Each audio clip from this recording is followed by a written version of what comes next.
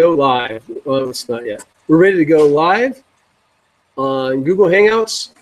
This is with Pastor Dwila Flynn, and we're in the book of Judges, Judges and Ruth. Today we're going to be looking at Ehud, the left-handed warrior. Yeah, what we do, we'll do the cards and stuff like that. Okay, so if anybody's out there, Corey and Johnny or whatever, sign on in. Let's go ahead and open in prayer, and we'll just jump in. Father, we're thankful for another chance that we have to come together around your word. We're thankful for all those that are here tonight, and for the birthdays that we are celebrating. I pray that your blessing be upon each one for an amazing year in growth in you and the knowledge of you, and that our lives have changed, and their lives have changed, and to the good, to the better, because of your influence in our lives. We thank you, Father, that you're going to guide us as we study, and that we will gain knowledge, but not only knowledge, but understanding, so that we can live our lives in wisdom. Amen. Amen. All right, so we started the book of Judges a couple of weeks ago, and remember that the book of Judges covers about a 350-year time period after the Israelites had actually got into Promised Land. And so the definition of a judge, that when it's called the book of Judges, it's not the same kind of judge that we think a judge is. What does it actually mean? It's not a judge that settles disputes. It's a military leader. Exactly, a military deliverer that becomes a military leader that delivers the people from oppression somehow.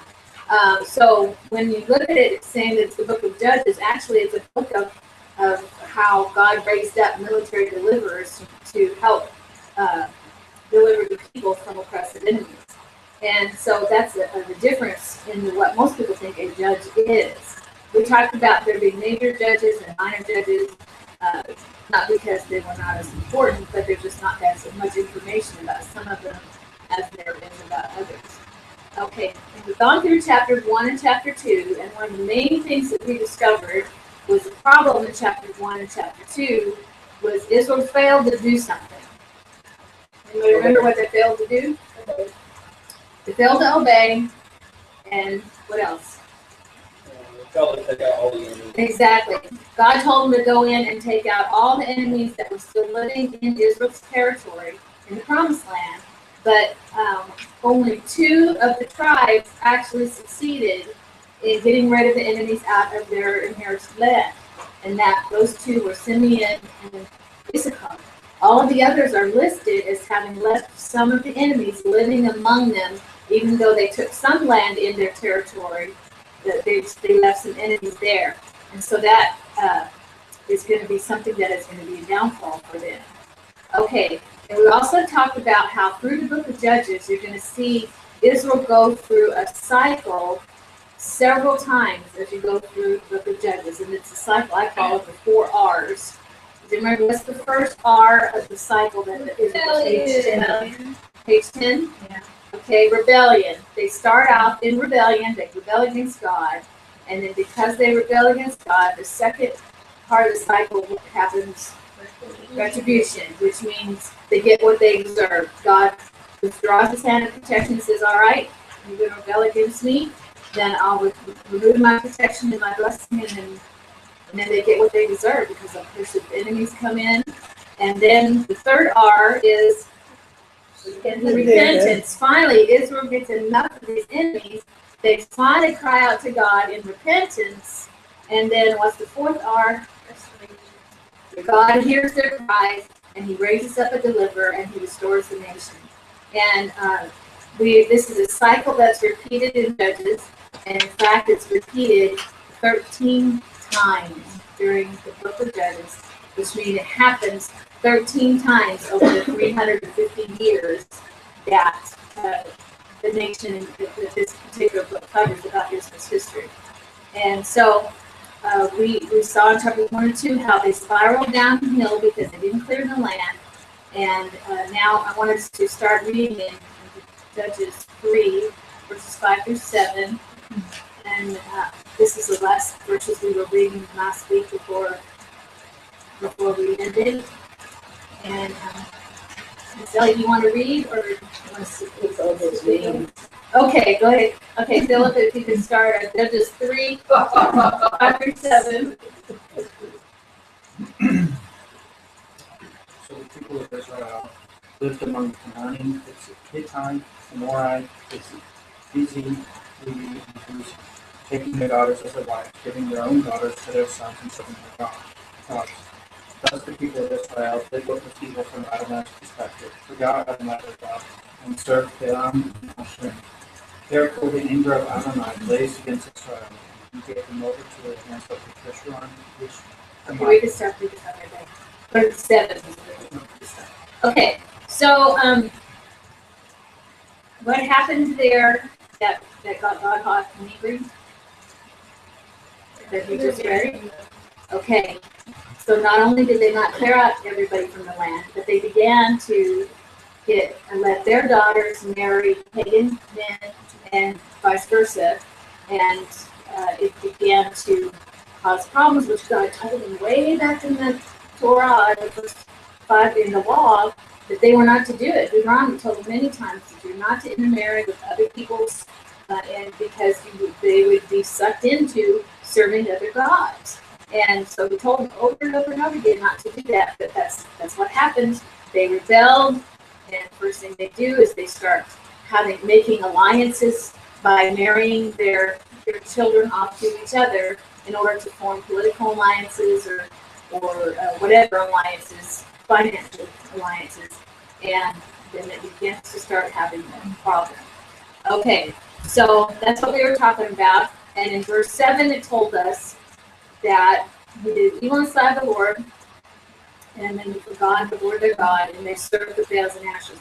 Remember last week I told you what the Baals were. It was a pagan god.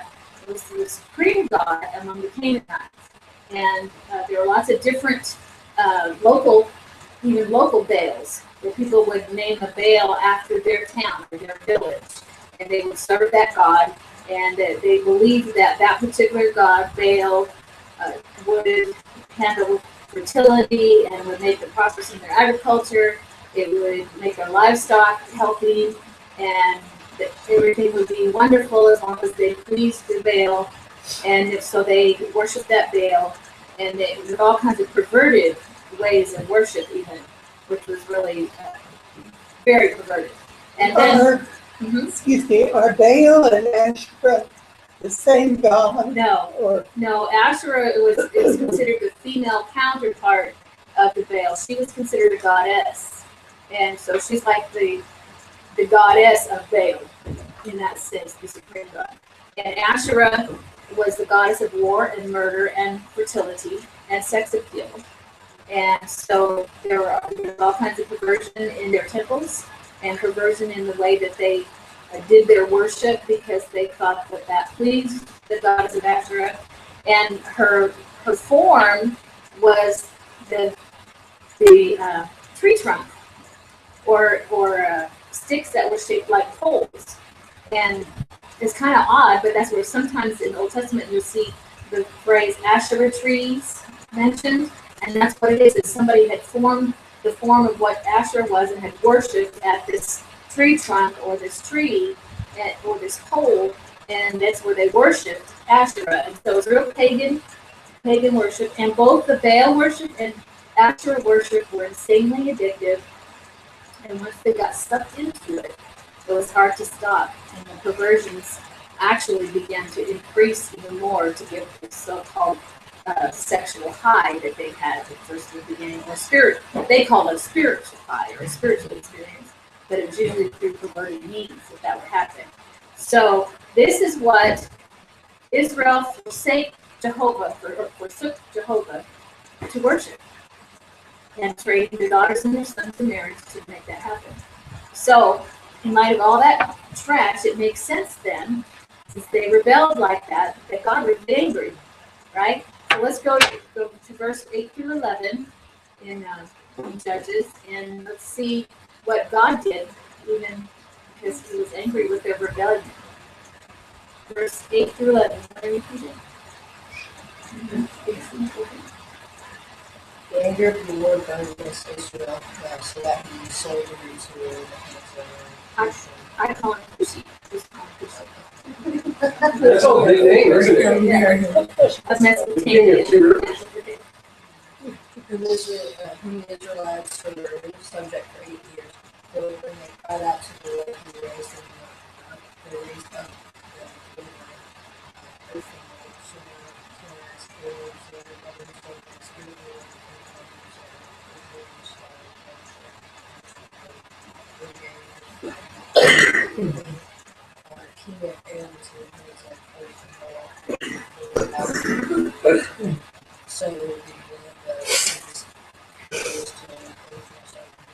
Okay, so Israel rebelled by worshiping the Baals and Ashers, and then that was always the first step in their cycle. We see it all throughout this book. God was so angry about what had happened, he removed his hand of protection and said, okay, and he let Cushan Rishathaim, who was the king of Mesopotamia, come in and begin to oppress the nation of Israel. And the name Cushan Rishathaim actually means a doubly wicked one from Cush. Really? Yes. Now, most of the time in the Old Testament, when you see Cush mentioned in the Bible, it's referring to Ethiopia. Like when you see it in Isaiah 18 and Ezekiel 19, Cush is that part of Africa, of Ethiopia. But in this particular case, it's referring to a part of Mesopotamia, which is in the highlands of Iran and Iraq, modern day Iran and Iraq. So it was further to the east. And Israel was bondage to Cushi, what I call him, for 8 years. It's interesting to note that Abraham himself had actually come from that land more than 500 years ago, prior to this time. And now Abraham's descendants are being oppressed from the king of that land where Abraham had come from. This is kind of crazy. Okay, so after 8 years of oppression, what did Israel finally do? Right. They finally, after 8 years, they cried out in repentance. Okay, we're watching rebellion, retribution, and repentance. So why do you think it took them 8 years to finally repent? They were that far away from God. They didn't know the way. They loved their sin. Yeah, they loved their sin, pride. They maybe didn't know their God very well. There was no real official leader in Israel at all either. Each tribe was supposed to take care of their own territories. So what did God do then once they did cry out? Raised up a deliverer. He raised up a deliverer. So this shows us that God's a righteous judge, but he's also merciful Father. And I love that. It says he heard their cries, and so he raised up a leader to deliver them. So he raises up Othniel, who's of the tribe of Judah. And we've already met Othniel back in the book of Joshua, in chapter 1 of Judges. Othniel was the nephew of Caleb. Remember, Caleb was one of the main ones that stood with Joshua and said, we can go in and take the land. When all the 10 other spies said, no, we can't take the land. Is Othniel the one that got his daughter? Yes, Othniel married Caleb's daughter, and that was a reward for him helping Caleb take out all the enemies in his territory. So he was already a fighter. He was already a warrior. Yes, he was. He had already helped Caleb conquer a bunch of the giants, the Anakim, that were in Caleb's territory. And now he's Caleb's son-in-law. And so Othniel actually defeats Cushi. That's what I call that guy. That thing's too much. So anyway, Cushi. So how did Othniel defeat him? How did Othniel defeat Cushi?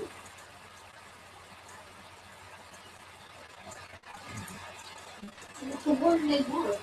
Okay. My version said the Spirit of the Lord came on him. Yes. The Lord did, yeah. Yeah. And then, yeah. They won. And yes. Now, other versions say he became Israel's judge, and the word judge, of course, means military term. But he mobilized to work for God in that whole situation, and he raised him up so that he could deliver the people. Now, notice it says he went out to war, and God delivered the enemy into his hand. So Othniel was actually God's instrument of deliverance for Israel at this time. Now, this is in your book. Othniel's case as a judge is a little different from the others that, oh, what I have the title? Yes. Oh, anyway. Point it out. Othniel's case as a judge is a little different from the others that we're going to see as we continue through the book of Judges. Because Othniel did not face one of the surrounding neighbors in this conflict. He defeated one of the empires of the East. He defeated an entire empire. His case is also different from the other judges because other judges will deliver one or two tribal territories from a neighboring enemy. But Othniel actually delivered the whole of Israel from this enemy, all of Israel. And so he gained total deliverance. I can't imagine, I mean, this was a big, huge king and a big king's army, how the one guy could be raised up to wipe out this entire empire from the east is just amazing. Other than the time it says the Spirit of the Lord came upon it, those have been making items for the tabernacle, Moses' tabernacle.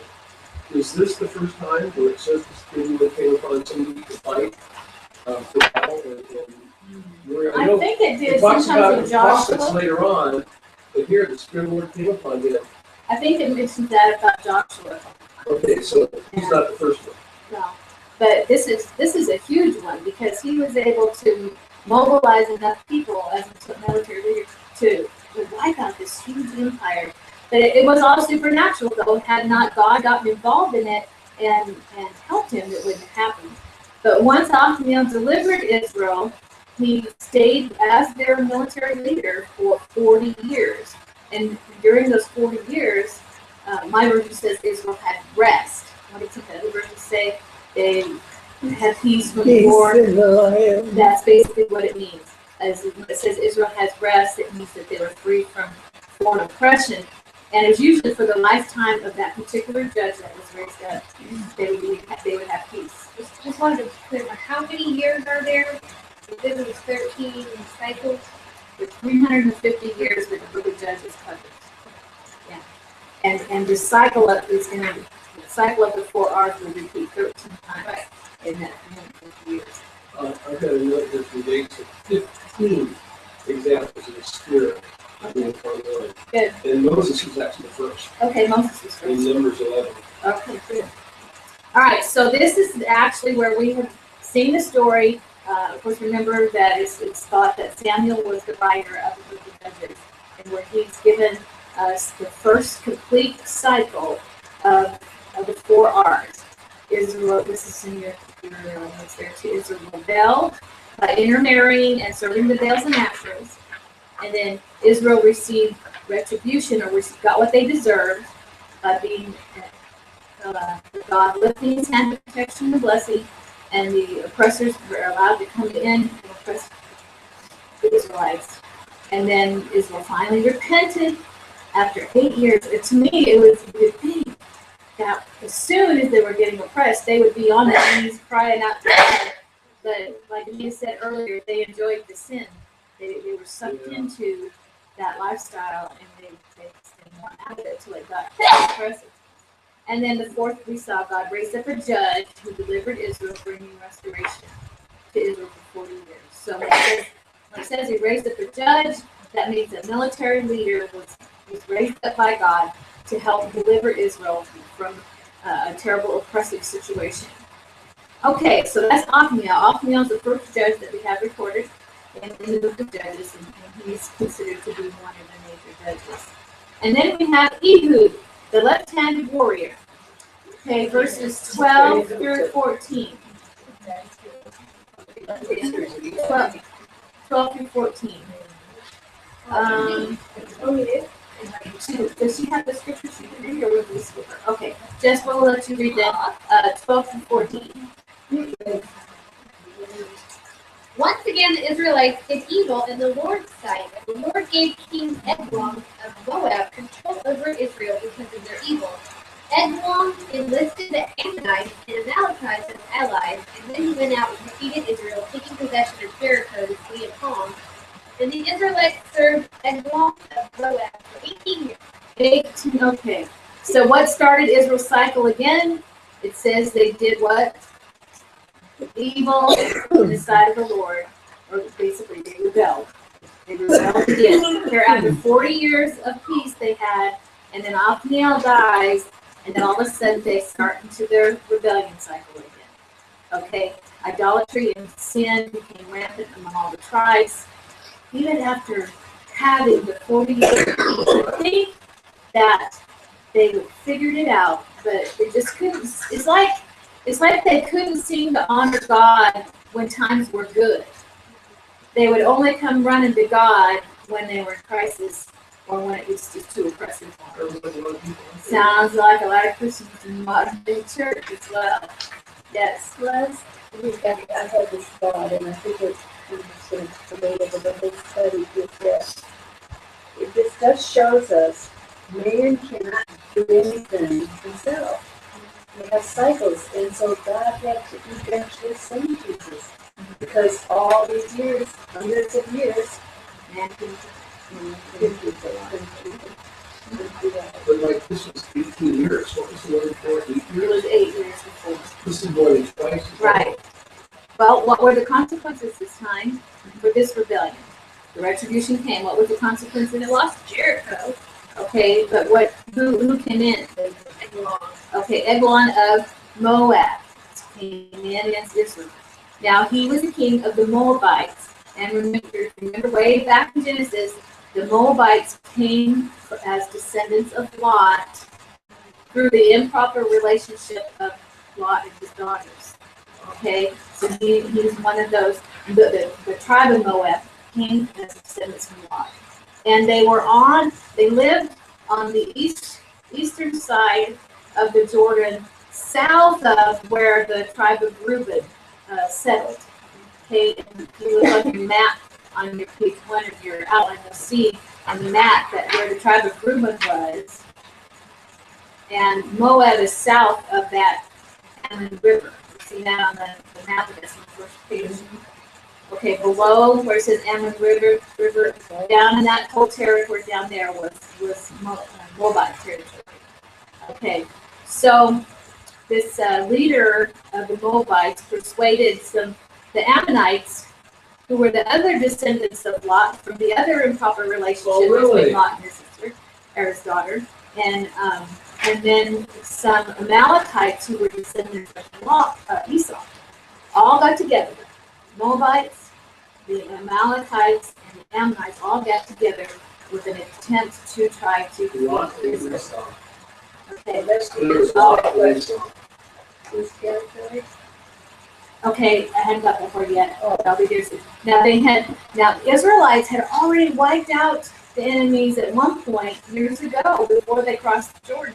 But now the Moabites and Amalekites had gained some force, and they had invaded Canaan this time. They took the same route that Joshua and the children of Israel did. They crossed the Jordan by the city of Palms, which is what was by Jericho. Remember, Jericho is fallen, and has not been rebuilt, but the city of Palms is right close to Jericho. And these guys, they came in the same way across the Jordan River at about the same place. Okay, and so they captured one of the cities.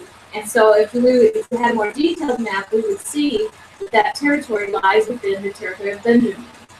Okay, that city of Palms, Jericho, all that's right there in the territory of Benjamin. And on your map, on your page 1, you can see that the Benjamin's territory was not very large. It was just a small territory. They're right by the Jordan River, but yet these guys, that's where they were going to come in to try to take over the whole rest of the land. Okay, so whose territory was invaded? The Benjamites, Benjamin's territory. Okay, and what was the outcome of Eglon and his buddies and allies coming in this invasion? How many years of oppression?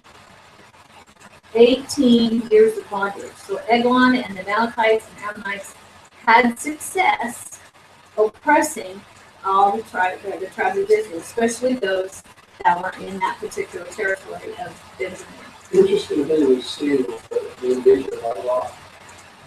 We go about 1803, and then here 10 years later, it's this fights and it's this huge city and this huge battle, including our lucky military slept.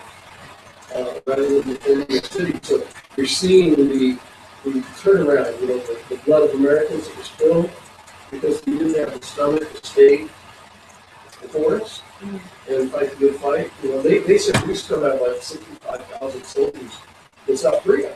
Wow. So why haven't we remained? Because our leadership and our people are warriors and don't want to fight.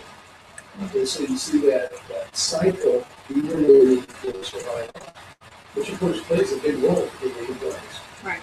The enemy is freedom, the enemy is God. They're working very hard. They're probably the number one enemy right now in the U.S. is what's called ISIS. ISIS. Yeah, they're the leading. Yeah. Axis. But it's all part of the Axis people. There's many facets of them over there. Okay, but in this case, we have descendants of Lot, descendants of Esau coming and oppressing the Israelites who were the children of God. Those were promising.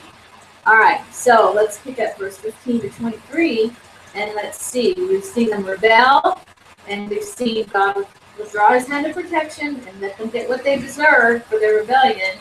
And verse 15 to 23.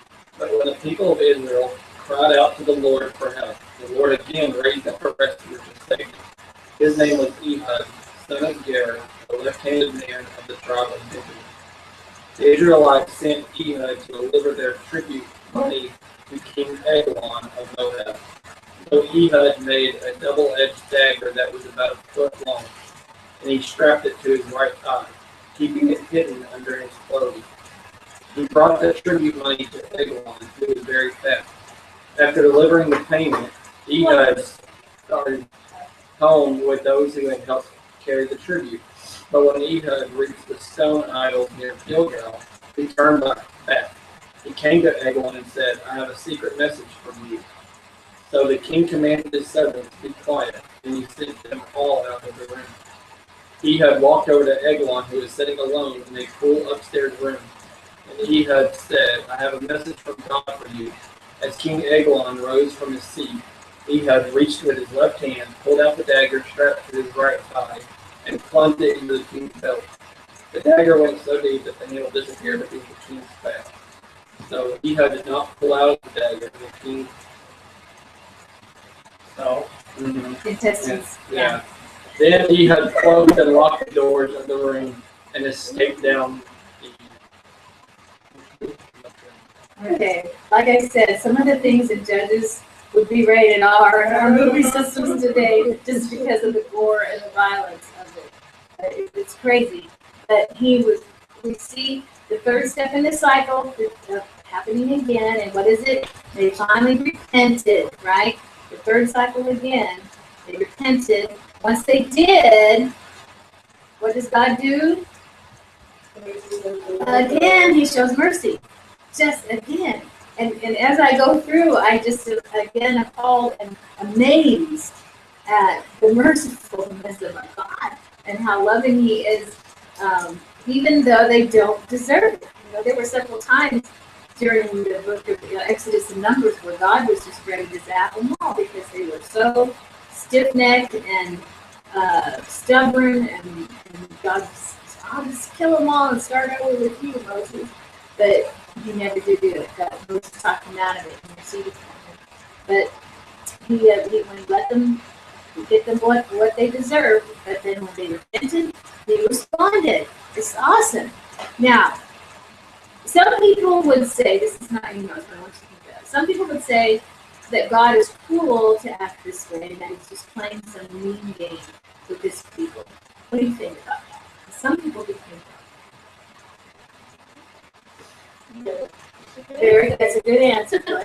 Okay, so God's not just playing some game. He's not being mean. There's consequences for our actions. We talked about that last week. Choices and consequences. And the God being righteous and holy and can't abide the sin. It'll just go so long before the consequences have to take and his response to repentance is just amazing to me. That once they repented, he responded. Okay, so God raised up this man named Ehud. He was a Benjamite, and he's going to deliver them from this oppressive king, Eglon, from Moab. And to me, it's interesting that his description includes the odd detail that he was left-handed. It just seems odd to me that they did. Why do you suppose that detail was given to us? Yeah. Okay. Okay. All right. Good. This door and put it out, and he was a single because he left. Yes. And there's a couple of other passages about this I want us to look at. A marker or whatever, Christmas everybody's on devices, but look at Judges 20, 15, and 16, and we're going to see something there where it talks about the men of Benjamin and how there were many of them that were left-handed. It's like the Benjamite tribe had this tendency toward left-handedness for a large portion of the population. It's in Judges 20, 15 to 16. Do you have that, Anita? Okay. At once the Benjamites mobilized 26,000 swordsmen from their towns, in addition to 700 chosen men from those living in Judea.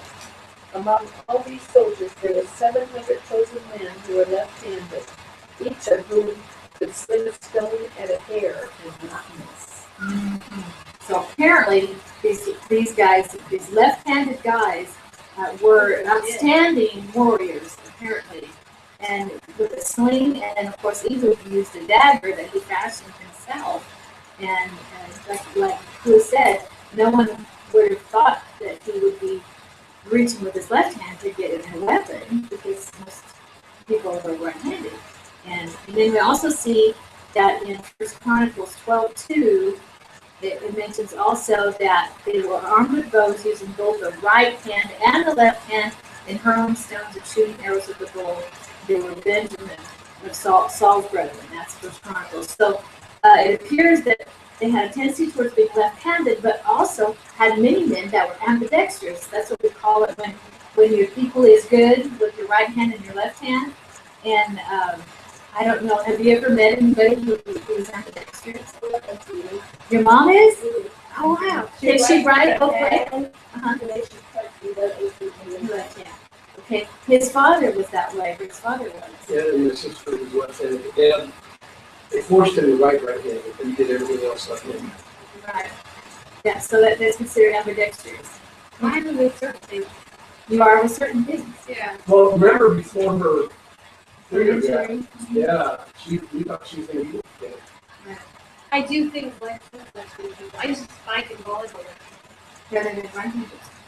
Wow. Hear people off. Oh, that's good. Okay.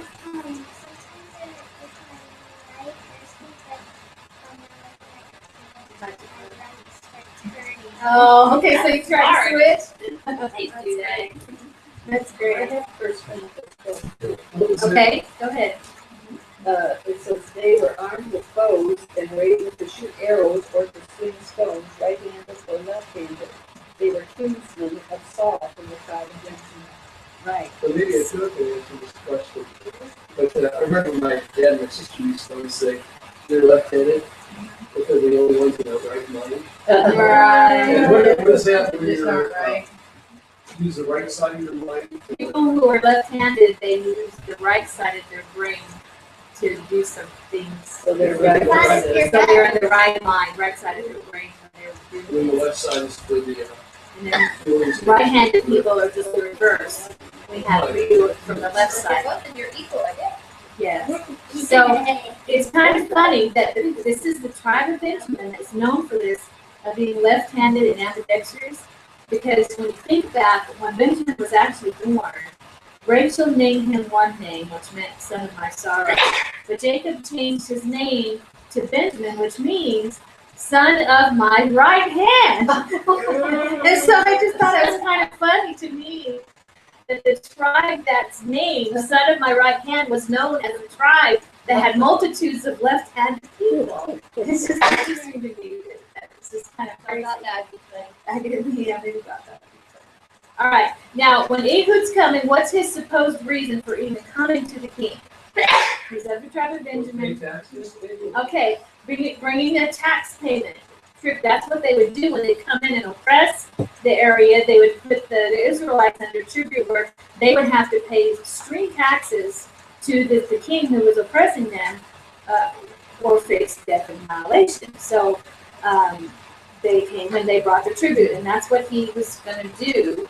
And usually they would bring silver and gold. Oftentimes they would bring livestock, and of course that's how the kings were supported and how they did what they did in their government. But Ehud had another thought in mind, because he makes the dagger. My version said it was a cubit long, and usually a cubit's about 18 inches, is what a cubit actually is. And he puts it under his clothes on the right side. And so you know from that description that Eglon knew that he was supposed to kill Eglon. Ehud knew it. And so that's why he fashioned this dagger. He was sent in to assassinate this king. And so he comes and he delivers the tribute, and he asks for a private audience with the king. So the king sends the servants out of the room, and he leaves Ehud there alone with Eglon. Now, a little side note. The thing there that it says about where Eglon was when this was happening, he was sitting in what was called the upstairs chamber, or some versions said the pool chamber, or the private chamber. The Hebrew calls it his aliyah. I don't know, did I say it right? Aliyah? Okay. And this was an additional story that was raised on the top of the flat roof of the house over in one corner. And it was usually just a room that had lattice windows, so it was open air. It wasn't closed in except for just the bottom portion. It had lattice windows around it, and for ventilation and everything. And it was the coolest room in the house. And so you can kind of picture they're in this cool room, and then Ehud approaches the king. Yes, and Ehud was a very large man, but Eglon. yeah. Eglon. Yes, was a very, very large man. But Ehud approaches him and says, I have a message, right? Special message from God. Okay, just imagine it. Now, if Hollywood portrayed this, just imagine how Hollywood portrayed it. Martin coming up there, I have a special message for you from God. And it says that Ehud starts to stand to talk, to listen to the message. And as he begins to stand up, then that's when the left-handed warrior grabs the dagger from his right thigh and just jabs it into the belly of the king. He knows he's there to kill this king. And so it gets very graphic, and says that the knife went in so far that even the hilt of the knife was covered over by the fat of the man, and that all his intestines came out, which is just below. Yeah. And then, as soon as that happens, Ehud locks the door, leaves and locks the door behind him. And it's crazy what happens next. Let's go back to Judges 3 and we'll see in verses 24 to 30. After Ehud, the king said to the upstairs room wall. They thought he might be using the tree in the room, so they waited. But when the city didn't come out after a long day, they became concerned and got a peace. And when they opened the door, they found the master's everything. While the servants were leaving, Ehud escaped, passing between all of his ways, peace, and experience. When they arrived at the country of Ehud, Ehud started all flying. And he led a guided Israelite down to Ehud. Follow me, he said. And the woman of the country of the Moabite enemy, so he followed him. And the Israelites took control of the south country of the Jordan River and crossed from there to lay everyone in captive. They attacked the Moabites and killed 20,000 of their soldiers and their able-bodied warriors. Not one of them escaped. So Moab was conquered by Israel that year, and they were speaking about for 80 years. Okay, so this story is just kind of funny because the servants of Eglon came up to the pool chamber to check on it, found the door locked, And like her version said, they thought he was just relieving himself. They thought he was in there to go to the restroom in there. So they waited. They were just waiting on because that's why they thought he was in there. And then it was a long time had passed, and they thought, oh my goodness, something's happening. Oh, I answered the question there. The assumption they made was that he was relieving himself. But Ehud was able to escape because the servants waited and waited and waited before they were able to find out that the king was not actually relieving himself. The king was dead on the floor. And Ehud had killed him. And so Ehud had gotten away far enough to where he could sound the trumpet of war in the area of Ephraim and rally troops then to come out of the mountains. And it says they wiped out 10,000 Moabite troops. Of their strongest warriors. It's crazy. Not just 10,000. Yeah, and remember, this was an alliance between Moab, the Amalekites, and the Ammonites. And so by taking that, they were able to get out 10,000 troops.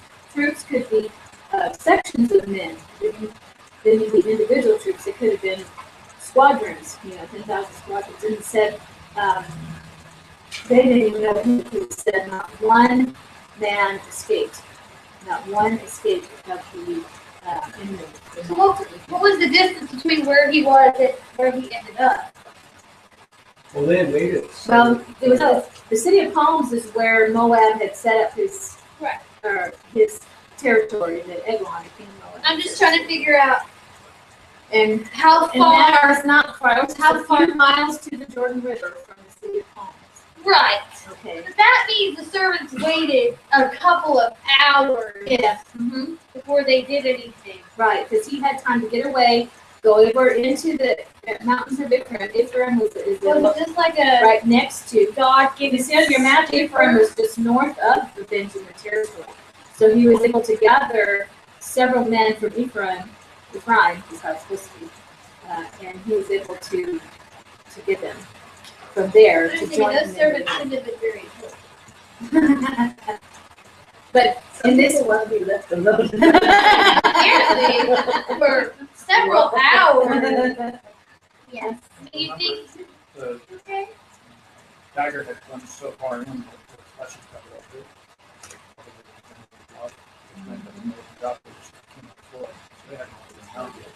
right, right.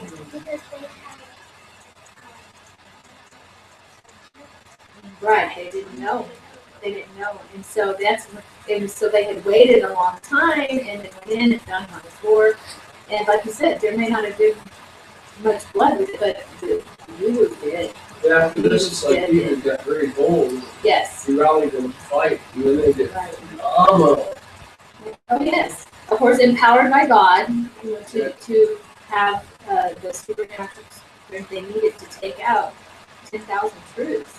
And so God here again delivered Israel by using a left-handed dude, just this left-handed dude. Doesn't say that he was any big dude in the tribe or any leader of any part of the tribe. It's just plain old guy that God used to deliver them. And we're not told anything else about Ehud's judgeship or anything about what he did as a leader. We're just told that after he did this, killed the king of Moab, and they had this all-out war and were successful. That the land had peace for 80 years. So 2 generations of free from invasion of oppressors. That's amazing. And so here we see the second cycle completely finished again. They had rebelled, then retribution came, but like the Moabites coming in and taking over, and then they repented after 18 years, and then God raised up a deliverer, and then they had 80 years of free peace in the land again. All right, and then we have the story of Shamgar. I call him the one-verse hero. So Judges 3:31. Let's see this. After Ehud came Shamgar, son of to strip him 600 Philistines with impossible. He took them. Okay, and Shamgar is one that is considered a minor judge. Not What verse? yes, not that, like I said, it's not that he wasn't important. It's just there's very little information about him in the story as just a reminder of the book of Judges. And he was of the tribe of Benjamin. And there are He's six. a good, Son of Anna. Yeah, he was the son of Anak. He was of the tribe of Benjamin. And there are 6 minor judges listed, and we start with there were 7 major ones. And Shamgar is the first of the minor judges that were mentioned. So This man, he died himself. yes, He killed 600 Yes. Philistines yes, with an ox goad. yes. That's So that exactly would right. be equivalent to. Ooh. so, it's a lot Yes. better. Okay, all right. You I use was an ox supposed goad. to bone. or Okay, I'm going to something. tell you what it is. It was used. It was a long, straight stick of oak or other hard wood. It was long and straight, and on one end would be a spike, a sharp spike, and on the other end there was a chisel-shaped blade, and that they would use to clean the plow. They would use the spiky end to goad the ox, but they would use the chisel out edge on the other end to clean out the plow as they were plowing. And so this is what he has, a stick with a spike on the end and this little chisel end on the other end. And he must, somehow, he had to have used it as a spear or a javelin or something. But Yeah, 600 guys. he was empowered by God for Yeah, I victory. see this guy taking this thing. Yeah, exactly. I mean, it just. Yes, It's an awful lot of. yes. Doing stuff behind his back and over his head. One man with one stick defeated 600 men. That's just amazing to me. And This isn't a story. That's what I keep having to practice. Like, this isn't just a story from a book. This actually happened. yes, he took a stick. Nobody made this up. But imagine somebody might have counted him. That All guys been and the- right now, yeah. I mean, dude. Yeah, how is it exactly? Well, they're probably his estimates. I don't know. But anyway, it was 600 just, everybody. there's no way he could have done it without supernatural help, of course. And this is, who was the enemy at this point for Shamgar? The enemy was the Philistines at this point, right? Now the Philistines, this is the first record that we have of them rising up to oppress the Israelites. The Philistines lived along what we know now currently is the Gaza area. Where, in Israel today, it's called Gaza, and back then it was also called Gaza. And Ashdod, and there were several cities along there. And there were tribes of giants that were from that area. What Philistine did we think of when we think of Philistines? Goliath, exactly. He was a giant. So it's very likely some of these men may have been giant warriors. We're not told that, but if they were of the Philistines, so it's possible they may have, because we know that later on we had that story about David killing the Philistine Goliath. Okay, so now these people, this is the first time though that the Israelites were attacked from people who were living among them, whom they hadn't cleared out. The other 2 attacks, one had come from the Far East Empire, and the other one had come from the Moabite territory. But now, these guys have been living among the Israelites, and then the Philistines rose up to oppress Israel. This guy Shamgar was a heroic guy that God used to deliver him. And he was during the life of Ehud, his 80s, when he comes to the next person who died. It was probably during that time. Towards the very end. Yeah, it could have been that we're not told that he was a long-term leader or anything. We're just told that God used him to deliver them from the Philistines. So from this lesson, right here, this will finish lesson 1. We can reestablish what we've noticed so far about our study of Judges. And I put this in your notes. Just in 3 chapters. Just in 3 chapters, this is a big part of what we know. We've seen Israel fail to completely conquer the land. It was no one's fault but theirs. They were disobedient and rebellious and willing to accept less than God's best. Yes. And we have seen Israel's cycle established. The 4 R's, they are rebellion, retribution, repentance, restoration, right? And we have seen God's great mercy toward Israel. If it had been me, I would have zapped them off Yeah, it's just great how awesome God's mercy is. And the fourth thing is we have seen how much we are just like the Israelites. We today can be just like them. So, okay. The computer went out, but that's okay. We're done here. When I got to the end, and I'm thinking about that, we talked about how the consequences of choices and how us as Americans and believers, we can do similar things that the Israelites did. Yeah, we did similar